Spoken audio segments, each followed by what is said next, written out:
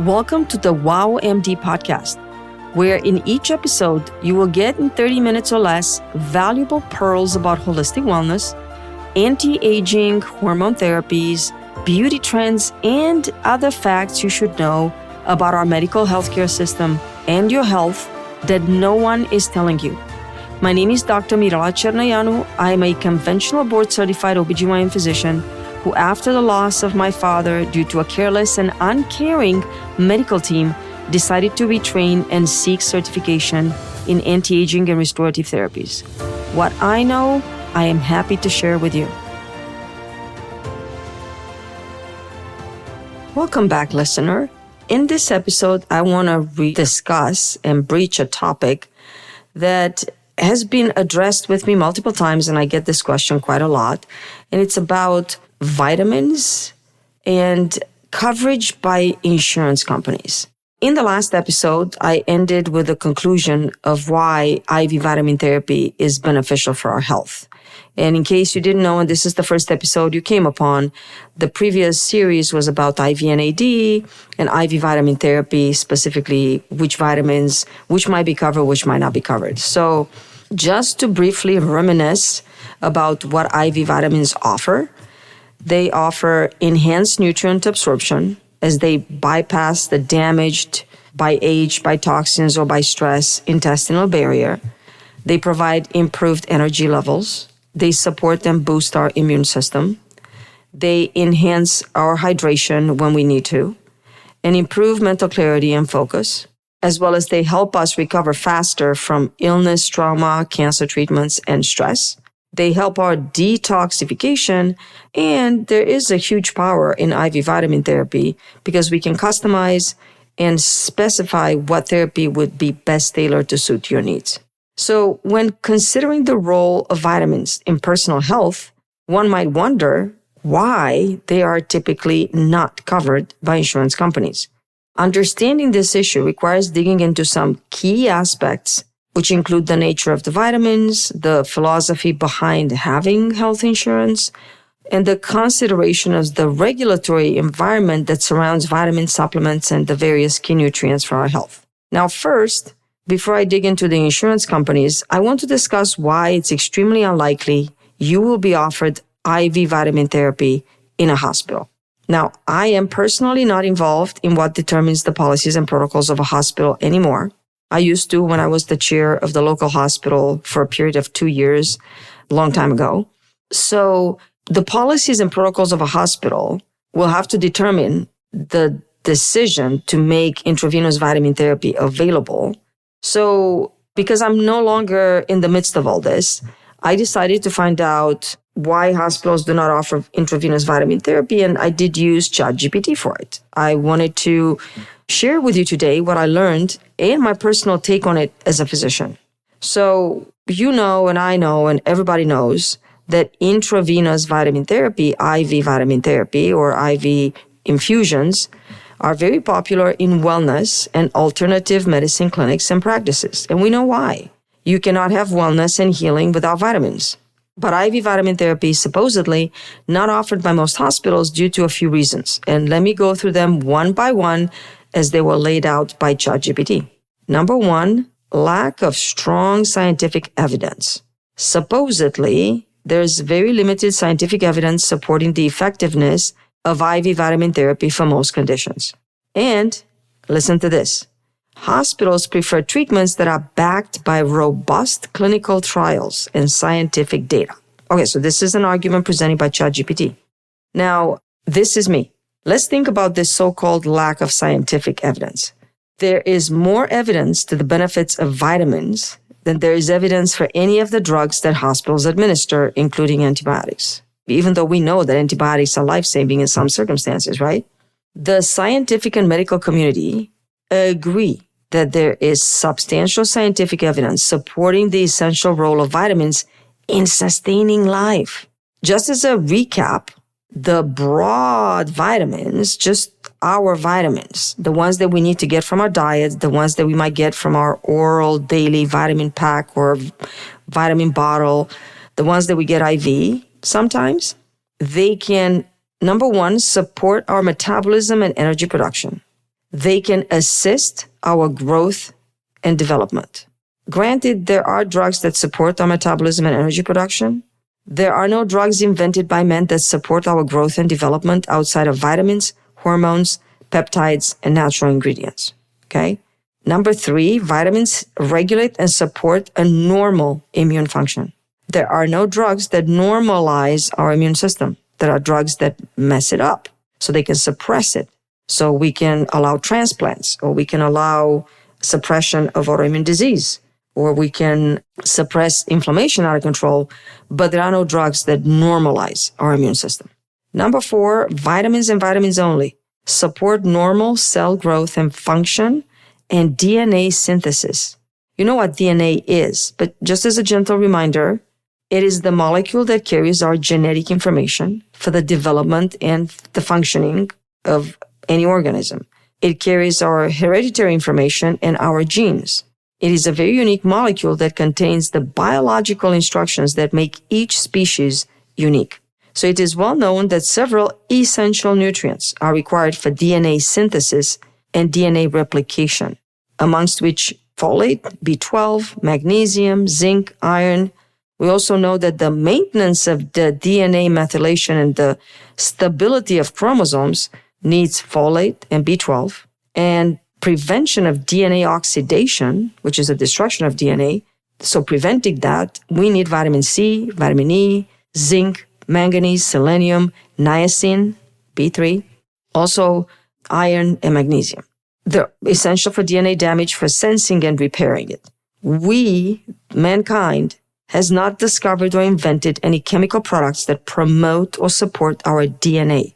We have invented and used drugs that alter and destroy our DNA. Apparently, we humans are very good at destructions, but only nature and what nature gives us in the form of vitamins, nutrients, peptides our body makes, hormones that we naturally have been endowed with. Only nature seems to be good at healing. Sorry, I diverged from my point a little bit here. So coming back to what vitamins can do, they also assist with blood clotting and blood formation. That's number 5. And number 6, support a normal nerve function, okay? Especially the B vitamins, right? No drugs, no antibiotics will do all of these functions for our bodies. And scientific research has consistently demonstrated the importance of vitamins. You will not find one person to tell you that vitamins are bad. And healthcare guidelines and nutritional recommendations are based on decades of research, highlighting the vitamins' essential roles in maintaining our health, preventing disease, but also addressing deficiencies and issues with all the processes that I just mentioned that they support. So I don't really see how the lack of evidence could be a valid argument in not having them available. But let's keep going. Supposedly, number 2 is medical necessity. Here is the most winning argument that the insurance company has against covering vitamins. Not medically necessary. Supposedly, we're all able to absorb our vitamins and nutrients from food through a balanced diet or oral supplements, which makes IV vitamin therapy unnecessary. Of course, specific conditions will require IV vitamin therapy, and IV therapy is reserved for patients with specific medical conditions, especially the ones that impair nutrient absorption, like certain gastrointestinal disorders. So let's talk about that for a second. If you have not listened to my episode, I believe not the last one, but the one before that, maybe episode number 89, I talked about how 2/3 of Americans suffer from some digestive issue. And consider this, the majority of people who get admitted to a hospital are too sick to eat. So this argument makes no sense that you don't need IV vitamin therapy because we should be able to absorb our vitamins. When you go to the hospital, there are people who really cannot eat. It's estimated that 2/3 of Americans, again, suffer from some digestive issue. That means intestinal lining compromise and inadequate absorption of vitamins and food nutrients. So clearly, most patients walking through the door of an ER will have some form of deficiency in various degrees, at least one, if not multiple, vitamins and minerals, okay? Well, what about the concept of reserving IV vitamin therapy for people with digestive malabsorption? Well, most likely over 50% of people walking through the door of the ER have some form of malabsorption. How come? Well, if you Google what are the top 3 reasons for an ER visit, number 1 is chest pain, number 2 is abdominal pain, number 3 is injuries and trauma. So a great many people, probably half of the people that come to the ER, have abdominal pain. And guess what? Abdominal pain is a key sign of a major digestive issue. So how many of the people that have abdominal pain do you think will have a digestive problem that would impair their ability to absorb their nutrients and vitamins? Probably the great majority. So, food for thought. Do you think the ER doctors should consider vitamin testing when you present to the ER with an abdominal pain situation? Especially if you have pancreatitis, gastroenteritis, gastric ulcer, gastritis, all kinds of things, right? Diarrhea. Of course, I'm joking, right? I have never heard of anyone being tested for a vitamin deficiency in the ER. Maybe later during the hospital stay, if you get admitted, a smart doctor might decide, hey, why don't we check B12 and vitamin D here and then treat them if deficient, right? But do not expect to be treated from a vitamin deficiency or to even be diagnosed with a vitamin deficiency in the hospital, okay? Number 3, AI also says maybe hospitals do not offer IV vitamin therapy due to safety concerns, as there are risks with IV therapy. Well, any procedure involving needles, there's a risk of infection, vein damage, or complications from incorrect dosing. There are risks for an allergic reaction, so patients might experience allergic reaction or sensitivities to the synthetic vitamin administered. Well, what about the safety concerns of all the drugs that are administered in the hospital? I honestly remember to this day how terribly I felt when I was given vancomycin, a very powerful antibiotic that was supposed to help heal my knee infection after a routine ACL surgery that got infected. I literally felt like I was poisoned. I felt so poorly, I could have not cared less if I lived or died. I was nauseated, I had a bad headache, I had a terrible sense of malaise. And guess what? No vitamin will make you feel that way. Well, maybe with the exception of NAD, as not all people can tolerate a normal speed of infusion of NAD, and some have digestive issues like nausea or headaches, so they have to use smaller doses or a very slow infusion rate. So that's a little exception to the rule. Now, at the time I needed this vancomycin drug, I was in my late 30s, 36, 37. I was in excellent health otherwise. But imagine someone who is really sick and their organs are not functioning well. On top of that, now they have to process and tolerate a toxic medication like vancomycin, or let me throw another one out there, remdesivir. That's that COVID antiviral medication that everybody got at the beginning of the pandemic. How do you think that is going to go? Well, it seems that safety is not a great concern when these major drugs are administered, but there are safety concerns over the proper dosing of vitamins, vitamin side effects. Of course, nothing is perfect from the beginning, but a low dose of vitamins and minerals, low dose in the sense that you don't have to bombard someone with a high dose because it goes straight into the blood, straight into the bloodstream, straight to the cells. You don't need to overcome the gut lining barrier. So usually vitamin therapy doesn't have high doses unless it's vitamin C for a specific reason. So a low dose of vitamins and minerals cannot possibly harm anyone who is sick. On the contrary, if you're sick, healing from whatever ails you is going to require all the energetic resources and antioxidants your body has. And likely those reserves are already depleted by the disease process. So it makes sense to me that IV vitamin therapy would be a great asset. And people will likely pay if such therapy would be available, will probably be a great source of revenue for the hospital as well. But it will take some bright minds that have power in the hospitals, that care about healing people completely rather than partial healing. And they need to come to that conclusion. And that's the issue likely with most hospitals. You go there to resolve an acute illness, a trauma, or an emergent medical condition. You are in and out as fast as possible. You will do your actual healing at home and with the help of your doctor. You're not going to do any healing in the hospital. Let's move on to number 4. According to AI, there are regulatory standards and oversight to consider, as hospitals and healthcare facilities must adhere to very strict regulatory standards and guidelines. And IV vitamin therapy may not meet those stringent requirements when not medically necessary. So there's definitely a very strong truth to this because all facilities have to be JCAHO accredited, which is the Joint Commission of Accreditation. And it seems like this is an insurmountable obstacle to generate the protocol and safety because a lot of these vitamins are not synthetically available. They will have to be compounded. So long story short, you will have to survive the hospital to the best of your ability and seek a clinic that does IV therapy with vitamins to help you recover and to correct the deficiencies, especially when you cannot eat and have a limited diet due to nausea and pain. But you do need all the nutrients and amino acids to help this repair and recovery process. I personally think anybody who has been admitted to the hospital for more than 2 days, who has been sick with anything, received antibiotics, and had the bad hospital food will probably need IV vitamin therapy. But that's just me, right? And number 5, cost and insurance.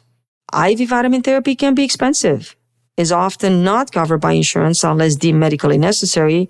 So who would want to take a risk and administer a non-covered treatment in a high-risk situation, especially when it is debatable whether the insurance plan will cover it or will consider it medically necessary? And when the family is very likely not able to afford it, it's just another expense on top of a bunch of other crazy expenses. Hospitals are very expensive, right? So it might be a lot cheaper to get an IV as an outpatient in a restorative anti-aging clinic.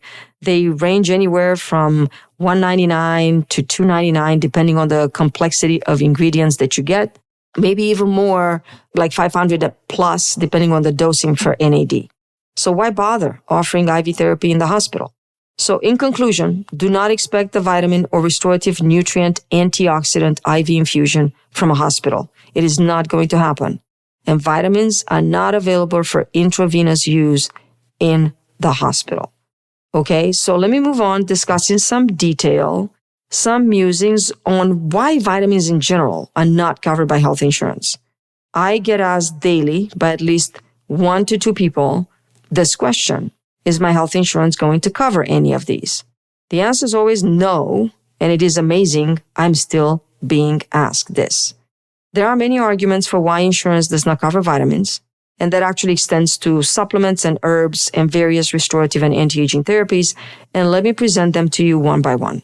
First and foremost, it is important to understand the nature of vitamins as they are considered dietary supplements. Vitamins are essential nutrients that our bodies need in small amounts for various functions: energy production, immune support, cellular repair. While the vitamins are crucial for maintaining health, they are generally accessible through a balanced diet. Insurance companies are primarily focused on covering the costs associated with the diagnosis, the treatment, and management of illnesses and conditions that require medical intervention. And here is the key argument used. Vitamins are not considered medical treatments, but they're rather dietary aids, so they fall outside the typical coverage scope. And again, this is the main reason insurance companies typically do not cover vitamins, as vitamins are seen as dietary supplementation outside of the scope of medical coverage. They are not considered medical interventions, dear listener. Also, the lower cost of vitamins compared to most medications, their regulation as supplements rather than medications, and the role of insurance as a hedge against major health expenses, all of these contribute to their exclusion from coverage. Now, insurance policies may not cover vitamins, but they do not want to send the message that vitamins are not necessary, right? So obviously they're going to tell you, you as an individual are encouraged to consult your doctor to understand your nutritional needs and consider dietary supplements or supplementation when necessary. So in other words, you should take your vitamins and discuss with your doctor what are the vitamins best for you, but do not expect your medical insurance to pay for them. So again, I'm astounded as to how intelligent, educated men and women have extremely unrealistic expectations of what medical insurance is and what it should cover. And I get asked when I recommend vitamin therapy, what I do with my patients, I have them come in. We actually do a vitamin score testing where We use a biophotonic scanner, emits a blue light, measures your carotenoid index, which is the orange-colored, yellow, orange, red-colored spectrum of fruits and vegetables. So it tells you your antioxidant score. So we call that the vitamin score to make it simple. And it's somewhere between 10,000 or 100,000. Now, I have seen patients who eat a lot of fruits and vegetables that have very high scores, 60,000 or more. But the majority of people that we test and we measure that vitamin score is somewhere in the 20,000 to 35,000. So what we do as part of the consultation process, I ask the patient to bring me their vitamins. And they bring me a bag or a box with at least 10 to 12 bottles. So after I've done the consultation and I've seen the blood test results and we make a treatment plan, I take away the ones that I don't think are necessary. I say, please stop taking these. They're not necessary for what's going on. And then the remaining ones, I say, how about I put these into a personalized vitamin pack for you? It's a platform that does that. Basically, you send the order, they open all the bottles from a specific brand, and then they put and package them in little AM pack, PM pack. It's all a roll of packs in a box for 30 days. And you get that on an auto ship. So when I recommend these vitamin packages, I get asked at least once or twice a day, is this covered by my insurance? Well, even with other therapies that are meant to restore and bring the body back into wellness rather than cure the disease, I still get asked, even though it's a no-brainer. Maybe it's a no-brainer for me because I deal with this every day and it's not for my patients. So I try to be very patient and explain it. But again, dear listener, that's the point of this podcast. Educate my patients, educate the world that this is the world that we live in, and any wellness therapies are not really going to be covered by insurance. Now, let me chat a little bit longer about the topic of insurance and vitamin coverage. So let me use a very simple analogy to make it very clear, to explain things in a way that would be useful for you, my listener, and you can use this analogy and spread the information to other people so you can understand and approach your wellness or your disease from a different point of view when you consider coverage issues from a health insurance plan. The state of disease is when something is clearly broken. We, the doctors, have established a diagnosis regarding a medical condition that you, the patient, have developed that may or may not have a cure. I say might not have a cure because we might be talking about cancer, right? The state of wellness is by definition a state of optimal energy, strength, vitality, as well as emotional and mental clarity and wellness that we should all strive for and wish to achieve if we're not already there. And there are many nuances in between this black or white situation, between disease and wellness. There's a multitude of shades of gray in between. For example, just to give you two examples, you could have a little arthritis that's normal with aging. You could be a little overweight due to overindulgence, but you could also be strong, energetic, very sharp-minded, always optimistic. You could feel happy every day and content with what you are and where you are. On the other hand, you could possibly eat a very healthy diet, obsess over your food, exercise every day because you want to be well and thin. But on the other hand, you wake up tired, your sleep is broken, you don't feel well, you're not as happy as you want to be or as you believe you should be. And again, these are just two shades of gray. Each patient is unique. So there are a multitude, if not hundreds of millions of shades of gray. Okay? Probably billions because there's a billion of us on the planet, right? Sorry, 7 billions. Maybe 9. I don't even know what's the most recent number. Probably a little less after the pandemic. So when you sign a contract to acquire health insurance, you pay a monthly premium so that the health insurance company provides medical insurance, which is a partial coverage of your expenses in case you suddenly become sick. I say partial because your insurance covers as little as 60% or as much as 90%, but you will always pay something, and that's called your coinsurance. What is not in your contract is any responsibility that the insurance company has to protect you from being sick. And this is the key of what you need to know about your insurance, and it will help your approach to your medical care and hopefully help you decide on the choice of the doctor, the medication, the surgery, the hormone, the vitamin, the anti-aging and restorative therapy as you're looking at your treatment plan from this perspective.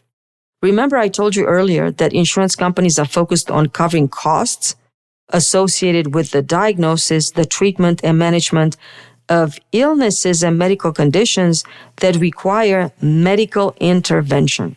And vitamins, supplements, peptides, and for most insurance companies, hormones are not considered medical treatment, but dietary props. They fall outside the medical coverage.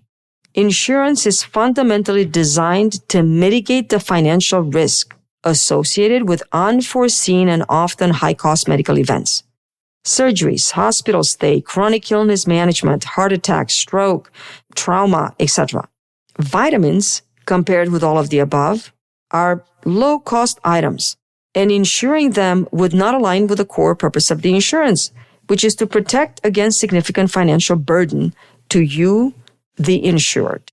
More so, the relatively low cost and widespread availability of vitamins technically means that individuals should be able to afford these supplements without any financial assistance from medical insurance companies. So, I'm not saying I support this philosophy, but this is what this is, and this is the reality, right? So, dear listener, these are rather important and somewhat valid arguments to why your insurance plan will not pay for your vitamins, will not pay for your supplements, will not pay for your herbs, restorative peptide therapy, or other regenerative therapies like hyperbaric oxygen. So, in the next episode, I will finish my dissertation, musings, philosophizing on the subject of coverage of all these wellness therapies. So please join me next week as I continue and finish this topic. Thank you for listening. Thank you for trusting me with your time, and thank you for listening to today's episode. If the content I provided wowed you, was helpful and valuable to either you or someone close to you, please do me a favor and leave me a review. I am very open and welcome any kind of feedback as well as suggestions on any content ideas, so please forward those suggestions to Jessica, my patient care coordinator, through our website, herabeautyandwellness.com. And I look forward to our time together next episode.